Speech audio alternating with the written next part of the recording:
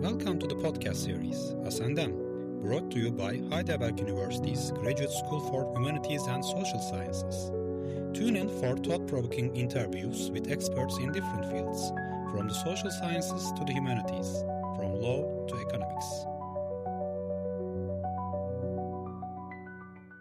Hello and welcome to our podcast series, Us and Them, provided by HGGS, Heidelberg University. So today we are really glad and proud to have as our guest Professor Richard Caplan from the Oxford University. Welcome, Professor. Welcome, thank you. Well, it's an impossible task to explain the background of the professor in a nutshell. I will try my best to just briefly explain the background.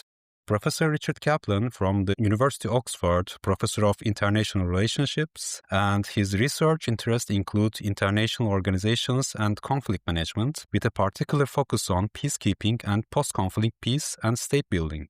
He is the author and editor of several books, for example, International Governance of War-Torn Territories, Rule and Construction, Exit Strategies and State Building, Measuring Peace, Principles, Practices and Politics. On that point, I have to also recommend you that if you are really interested in these kind of topics, just type in Measuring Peace in YouTube and you will also find some really great presentations of the book by Professor Caplan. Professor Caplan is principal investigator of the project After Exit, assessing the consequences of United Nations peacekeeping withdrawal, which is investigating conditions on the ground in countries that have played host to large-scale UN peacekeeping operations in the 5-year period following the closure of these operations. He is also the co-investigator of the Oxford Martin School-funded program on transboundary resource management, which is exploring the scope for cross-border cooperation on natural resource management in the Eastern Nile River Basin and Israel, Palestine, and Jordan, where growing pressures on water and energy threaten regional destabilization. He is a member of the World Food Programme, Peace Evidence Experts Research Group, and a member of the Folk Bernadotte Academy's International Research Working Group on Peacekeeping.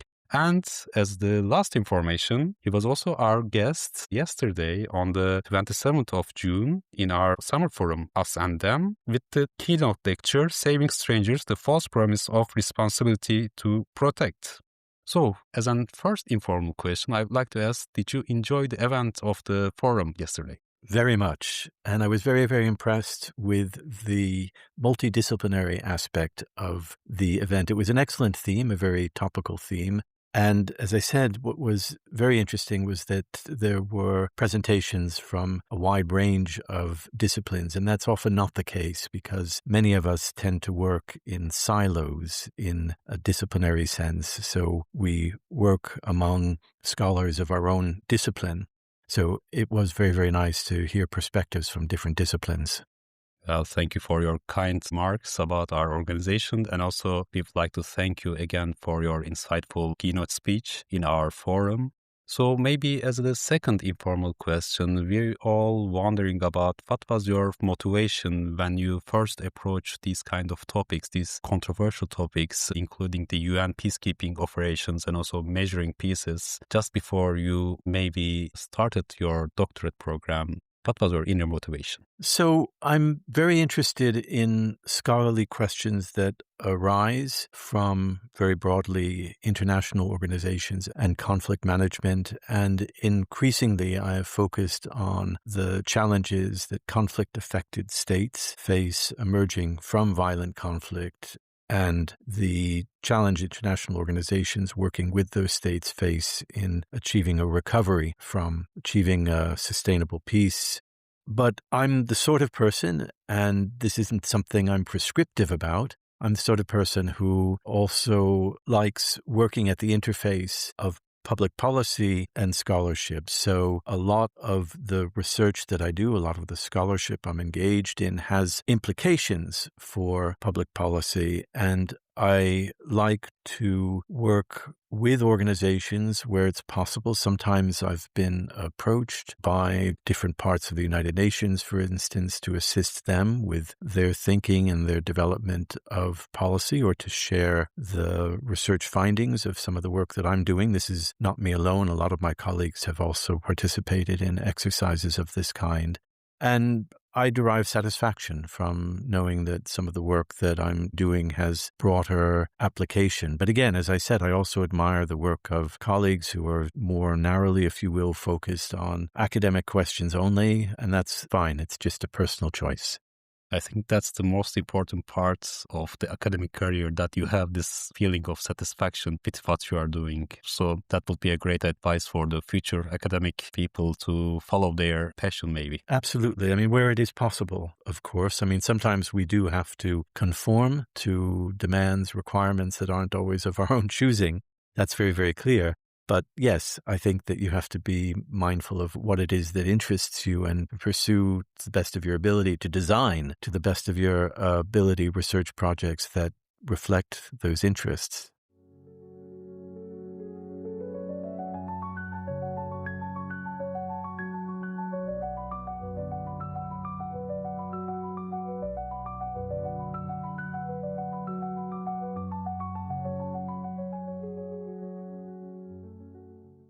Sure. Thank you, Professor. So starting to delve into the basics, fundamentals of this topic, saving strangers, the false promise of responsibility to protect. And can I mention, by the way, Sure, please. what our listeners cannot see is that false promise is in inverted commas. So I'm raising a question about whether it is a false promise. You cannot hear the inverted commas. You can only see them on the title of the talk. Actually, that's the maybe disadvantage of having a podcast, but another visual one. So we cannot really show our audience that we are asking these questions, but thanks for your clarification. So it's more clarified right now. But maybe providing some background information about the UN peacekeeping operations. I think that you also share the opinion that the turning point was UN peacekeeping operations in Somalia after the civil war, and UN intervened in that situation, which we haven't seen in that scope before. What was the situation before, and why do we consider this UN's intervention in Somalia as a turning point? So for a very long time, and I'm talking about going back to the early days since the establishment of the United Nations in 1945, there was a prohibition, and it's reflected in the words of the Charter, of intervening in what is considered to be domestic matters of a state. And that was to protect states from outside interference. It wasn't always respected, but the Charter does provide the possibility for that protection. But it also meant that state governments, leaders, were often at liberty to treat their populations as they wished, and horrible things were done to peoples. I talked in my presentation about the attack on East Pakistanis when East Pakistan was seeking greater autonomy within Pakistan, and how that led to a very significant violence, repression, and produced an outpouring of refugees to India. And how India then intervened militarily, how in Cambodia under Pol Pot, similarly, there was a very dire situation, and millions of Cambodians under that regime suffered. And again, Vietnam intervened. In both cases, the countries were motivated principally by strategic reasons. But in the case of East Pakistan, which ultimately became the independent state of Bangladesh, India did invoke humanitarian reasons as well. But that was not supported. That was not considered to be an acceptable basis for intervention. Indeed, there was a strong sense that humanitarian intervention was unlawful, precisely because there was concern that it could be abused as a pretext for intervening for strategic, economic, political reasons. And indeed, historically, that was the case. But what happened, going back to the case of Somalia had descended into total anarchy when civil war broke out in 1988 there. And by 1992, there was no central governing authority. There was a terrible humanitarian situation, famine, disease, widespread displacement of peoples within the country and outside the country. And the United Nations was providing humanitarian assistance. But that assistance was, in effect, being hijacked by rebel forces, and they were using humanitarian aid for the purpose of earning income And that income was used in part to purchase weapons that were then further fueling the civil war. So an extraordinary debate took place within the United Nations Security Council, where the members of the council, to a state, all 15 members, concurred that this was a threat to international peace and security. That in itself was not unprecedented, actually. There had been recognition, and I didn't talk about this in the lecture yesterday, but in northern Iraq, when under Saddam Hussein, his forces were engaged in violence against the Kurds in northern Iraq, and Britain led a humanitarian relief effort there. It included a no-fly zone, so a military intervention. But the difference between that and Somalia is that that effort on behalf of the northern Iraqi Kurds was not authorized by the Security Council, although they did use the language of threat to international peace and security, so they recognized that. But in the case of Somalia, for the first time, there was authorization to use force if necessary to assist with the provision of humanitarian aid. And the members of the Security Council, when they voted in support of this action, stressed that this was a unique situation and that it required an exceptional response. So the thinking was this was a one-off. This was not going to become, if you will, a pattern. But in fact, it established a precedent. And on the basis of that precedent, the United Nations now had available to it, you could say, a tool that would allow it to authorize the use of military force for the purpose of providing humanitarian assistance, for responding to a humanitarian emergency, and there would be subsequent uses of or authorization of the use of military force for that reason in years to follow.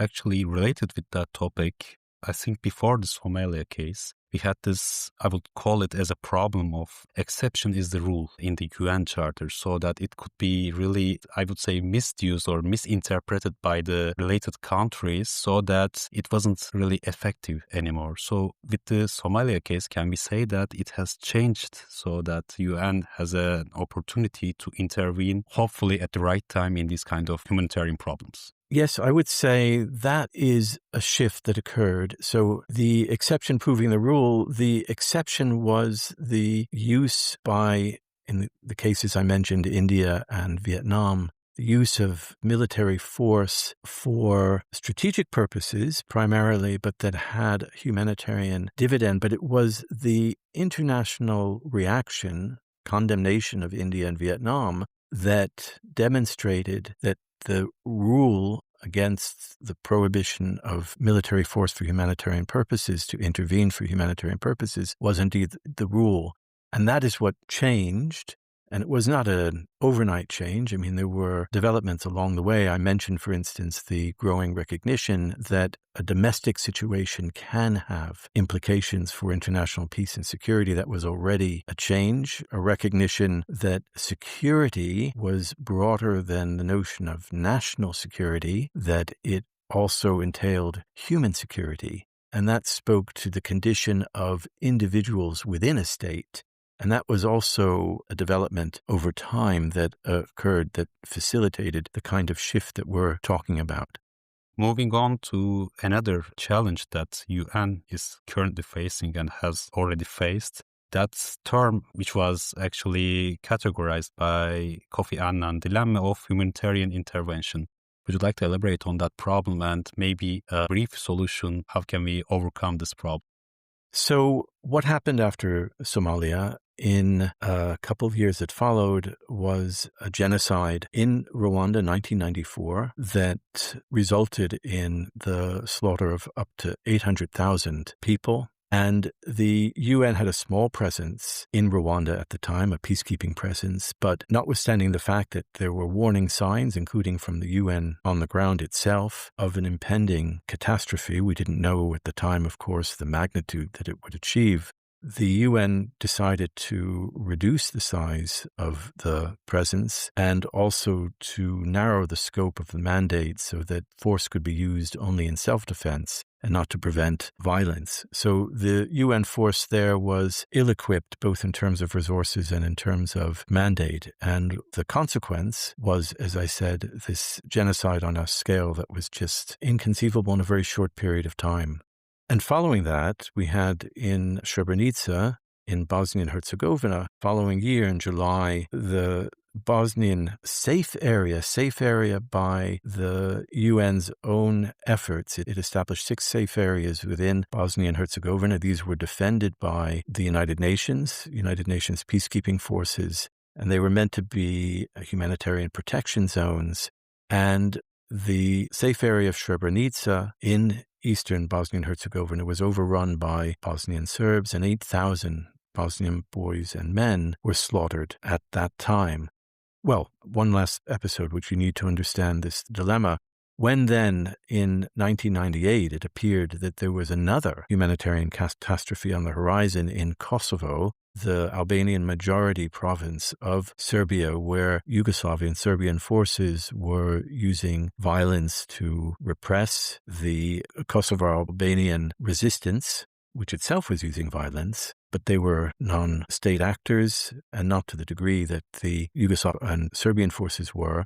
The Security Council even recognized that this was an impending humanitarian catastrophe, but the NATO member states decided to use force, and initiate a NATO air campaign when negotiations broke down between the parties to the conflict, the Serbs and the Kosovo Albanians, and they did so without authorization of the UN Security Council. So, reflecting on these experiences of Rwanda, of Srebrenica, of Kosovo, Kofi Annan articulated this humanitarian intervention dilemma, and he said, what are we to do?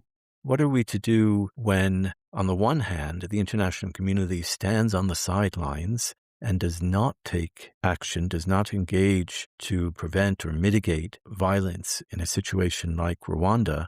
Certainly that's not acceptable. But on the other hand, nor is it acceptable that states take the decision without authorization by the UN Security Council to engage in an effort to prevent or mitigate a humanitarian disaster. And the reason why the United States and France, Britain on the Security Council did not bring this matter to the Security Council is because they knew correctly that Russia and China would veto any authorization by the Security Council, any attempt to authorize the use of force by NATO for this purpose. So they acted illegally. NATO acted illegally, but recognizing that not to act could have resulted in humanitarian crisis. So this was the dilemma which he said that the United Nations faced. And what he said is what we need is agreement on the criteria on which basis the United Nations can and should take action, but also consensus on the modalities that would govern the action that the Security Council would authorize. And all of that culminated in the adoption some 6 years later in what is known as the responsibility to protect doctrine or norm. We have mentioned until that point, actually, the cases which were maybe a little bit familiar to our listeners, but there are some unseen atrocities, at least through the lens of the Western media or Western world. Which role should UN play, actually, in terms of preventing these unseen atrocities? Because we, as an audience, were shocked actually to hear about the number of atrocities that we have not known actually, and which was actually non-visible in the Western media. So what should be UN's role in preventing these atrocities? So scores of atrocities have taken place, mass atrocities. When I talk about mass atrocities, I mean genocide, war crimes, crimes against humanity, ethnic cleansing, that, as you say, do not reach always the attention of the public. And the UN Security Council can only act on them if the Security Council agrees to put them on its agenda. And it does not always agree to do that for many different reasons. And one of them, of course, is where members of the Security Council, members of the Permanent Five Security Council have an interest. So this is where geopolitics come into play. So Russia was a supporter of Assad's Syria, And so Russia was very careful to avoid any movement towards authorizing the Security Council to take robust measures in response to Syria. We've seen also that the United States has come to the defense of Israel in Gaza, China with regard to Myanmar. They all have interests, and those interests prevent the United Nations sometimes from acting. And this is a structural weakness, you could say, of the United Nations, but it's an inevitable weakness because you cannot abolish the veto. And what can be done, an attempt was made by the French in a proposal many years ago to agree a voluntary suspension of the use of the veto in cases involving a humanitarian crisis.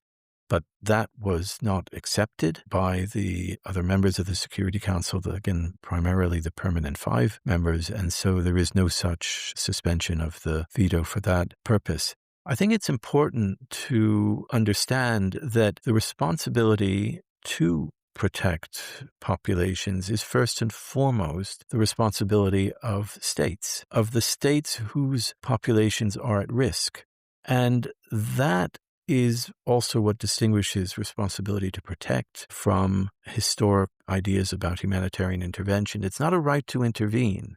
It is conceived of as a right of a responsibility of a sovereign power. So it is an enlarged understanding of sovereignty. Sovereignty doesn't give states license to do whatever they want. It also entails responsibilities, and one of those responsibilities is to not engage in mass atrocity crimes against one's own people.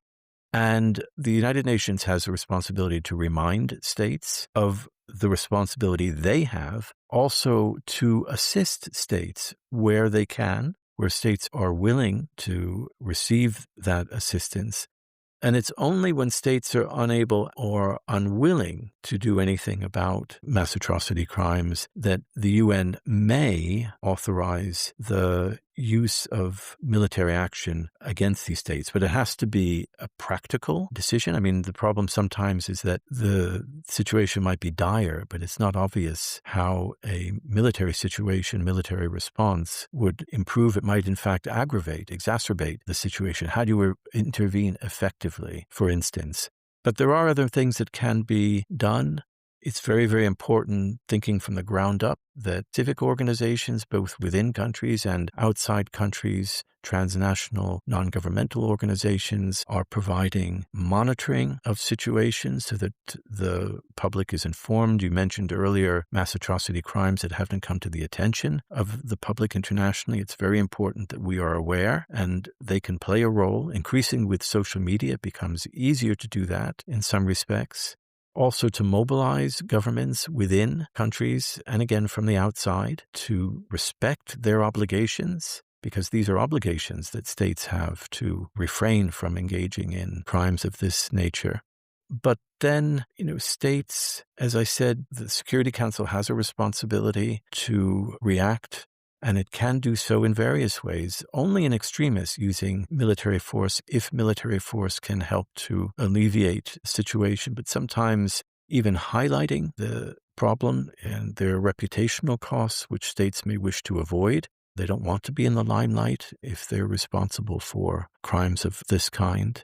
Also, states outside the Security Council, outside the United Nations, can act unilaterally in the sense that they have, many of them, relations with countries in questions. They can moderate their trade relations, for instance, to bring pressure to bear on countries. We've seen that taking place with respect to the war between Ukraine and Russia, that members of the European Union and non-members of the European Union are participating in sanctions efforts against Russia in reaction to Russia's aggression against Ukraine. These are not sanctions that have been authorized by the Security Council because, again, as a permanent member of the Council, Russia is not going to agree to such measures be adopted.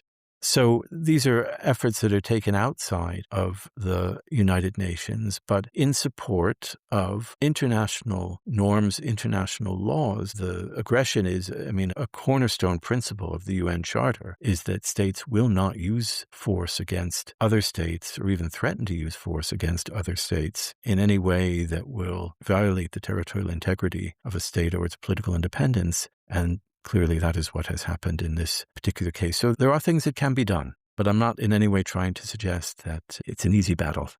Sure, actually, we are trying to approach this problem with our knowledge that we actually possess, but it's a great challenge to change these hierarchical structures and also relationships between the countries. So I would like to ask, building on your remarks about the inner politics and between state politics in the framework of the UN, I think it will be fair to say that we are experiencing some fragile times with the increase of nationalism and far-right movements, which could also affect the politics of the UN and also funding of the UN.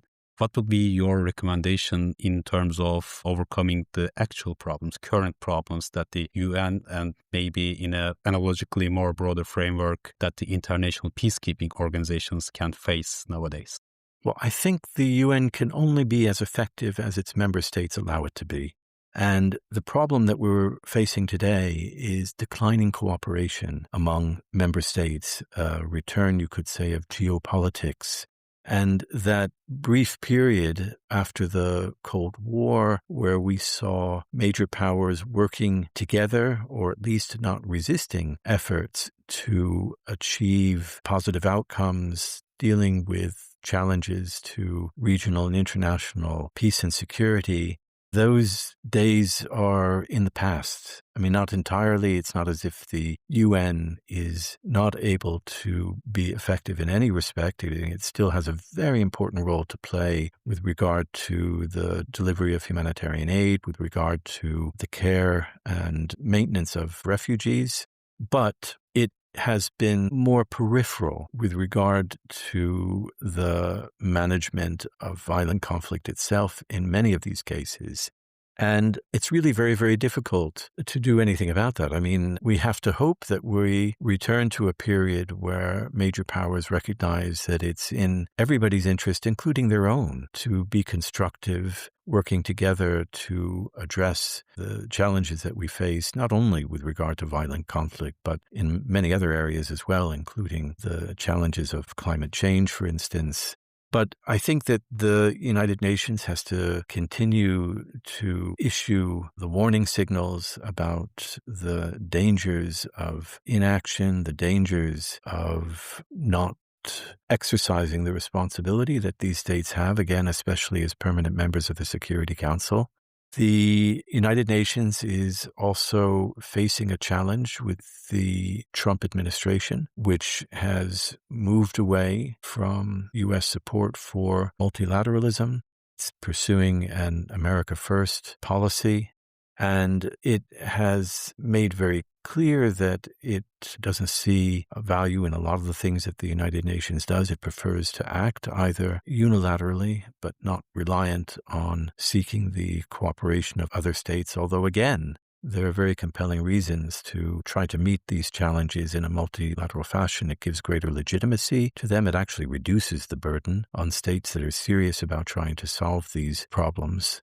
So it really doesn't make sense to abandon, in many respects, the United Nations, notwithstanding complaints about bloated bureaucracies. You will always hear these complaints, but it's actually, in many respects, a very cost-effective, cost-efficient way of dealing. Peacekeeping is a lot cheaper than picking up the pieces after peace has collapsed entirely. I mean, again, you compare the costs of the unsuccessful efforts in Afghanistan against the more successful efforts. And I'm not trying to say that all peacekeeping efforts have been successful, but certainly there's been a lot of progress made under UN peacekeeping efforts.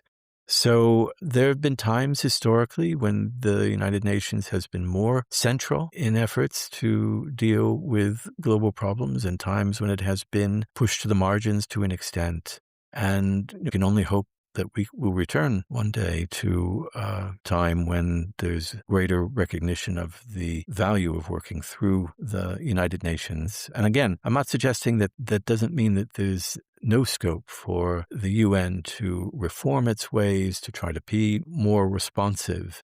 But I don't think that the problem lies first and foremost with the organization. I think it's more to do with where we are in this time as far as the geopolitical shifts, the move away for support for a rules-based international order on the part of many of the key powers in the world today. I really like the idea that there's a light at the end of the tunnel, so there is no reason to be full pessimistic about the future. But maybe as a last challenging question, that would be a methodological question to our formal part. You also mentioned about maybe I can interpret as a credibility problem because of the past actions of the UN and also this inner political problems. And one of the solutions, if I also interpret it correctly, that you like to bring on the table is that there are some competent regional authorities that we can rely on, because some problems that occurred in the international politics stems from the fact that these international organizations try to impose some one-size-fits-all solutions, which does not really actually align with the reality of the current problem happening on this region.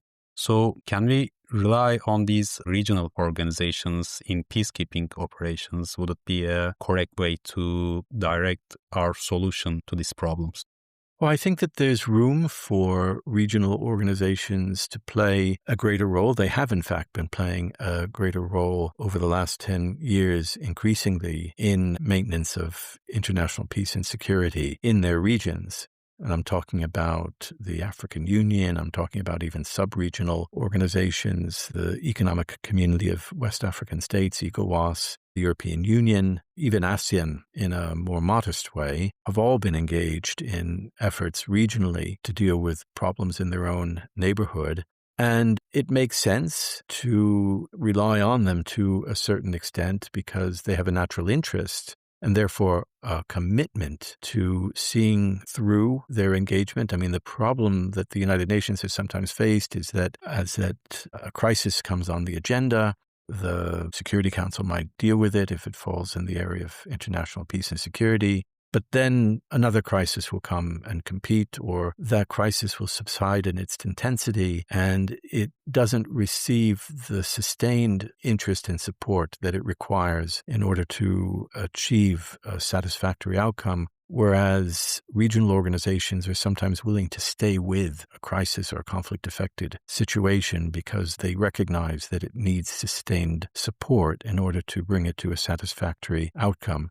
The problem, however, with regional organizations, well, twofold. First of all, they're not all of one kind. And the greatest number of conflict situations have arisen on the African continent, but the African Union, for instance, is limited in terms of the resources that it has to deal with these crises. So unlike, for instance, the European Union, which is a richer regional organization and perhaps has resources, doesn't have quite the same resource challenges that the African Union might have. So if one is to rely on these regional organizations, one has to ensure that they're properly resourced, properly trained as well, and trained to a standard that is, let us call it an international standard. The forces, for instance, have to be trained to respect norms of, international rights, international humanitarian law, and so forth. But the other thing is that, if you will, the flip side of having an interest and therefore an enduring, possibly, commitment to a situation is that you can have an interest in a negative way as well, which is to say that these are countries that are neighbors and therefore they want to see the situation perhaps evolve in a particular way that speaks to their interests. And that's one reason why historically UN peacekeeping has not involved the major powers, the troops on the ground, because the idea was that they would have interest, particularly during the Cold War, interest all over the world. And so better to keep them out of these situations. There were exceptions. Cyprus was one, for instance. But, by and large, that has been the case. And you can see the problem with the management, the League of Arab States management of the Lebanese civil war, where Syria was given a mandate to intervene and to bring an end to the fighting there, which it did successfully. But then it really never left. And it continued to meddle in Lebanese affairs until really very, very recently. And that has had very deleterious effects for the development of Lebanon. So it's two sides of the coin.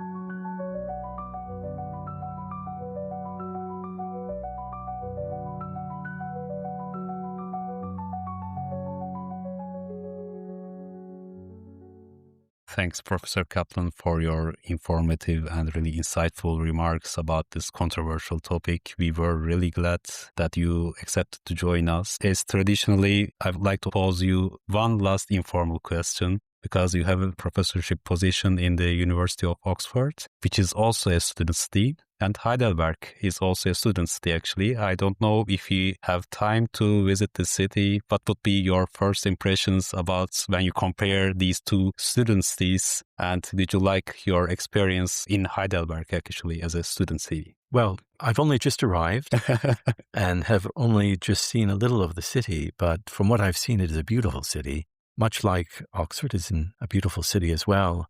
And the university plays a very important role in the city. Again, like Oxford, the university there does too. And I'm looking forward to discovery over the next couple of days that I'm able to enjoy what Heidelberg has to offer. Thank you so much, Professor. So we have come to the end of our recording of the podcast, and we'll see you again in the next episodes. Thank you. Been a pleasure to spend time with you today. Bye.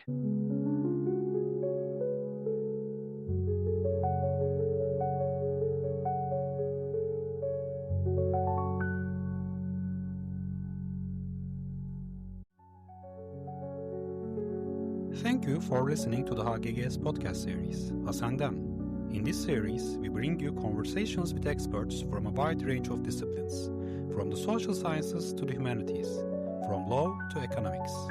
If you enjoyed our podcast, we invite you to explore our previous episodes and subscribe to our channel so you never miss a new episode. Stay tuned for more insightful interviews coming soon.